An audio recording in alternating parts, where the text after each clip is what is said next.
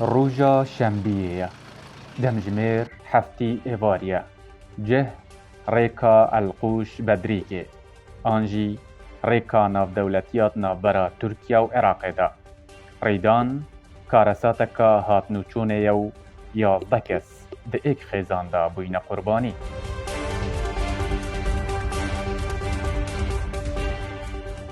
ريكا بدريكي القوش ريكا كان ناف دولتية بوكارين بازرگانيين دناف برا تركيا و عراق دا تهتب كار إنان فتريا ترمبيلين بو ريكي دا هات نوچونتين ترمبيلين بار هلگرن كوش تركيا بت هنا ناوا عراق دا هر وصا او ترمبيلن كو جاردن بت گرنبه تركيا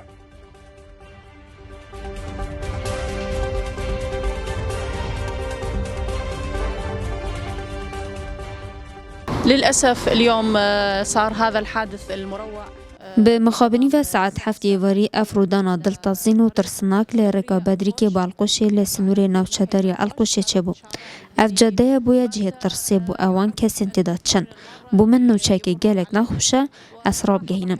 که 8 کسان گیان خواج دست دیا و 3 کسی دیجید بریندار بون. و سلامتی بوند خازم.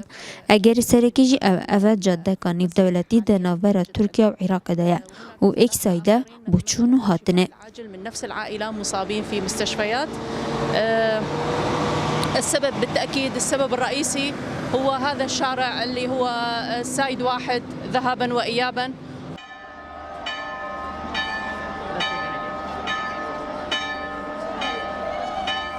ابریدانه دنابرا ترمبیلکا بارهلگرو ترمبیلکا تایبت یا خیزانکا کریستیانن سیمیل چه بویا. ستیون و باب خو خیزان خو دیگل 5 زاروکینوی پیگ و گیان خوش دست دان و 3 کسی اندیجی هر توی خیزانه دا بریندار بون.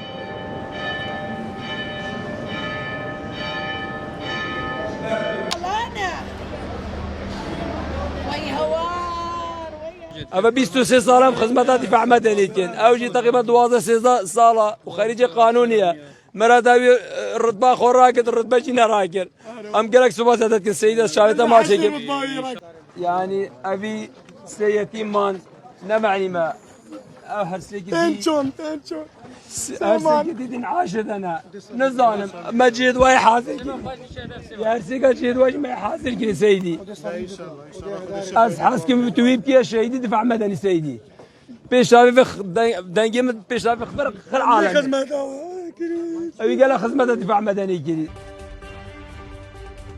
ريكاكا اكسايدا وبما ترسيدار ترين ريك لدفرت هتدانان جبركو قالك ريدان جي چه بوينو شوفيرن ترمبيلن تايبت الوي ريكي بردوام هزب ما ترسيت كان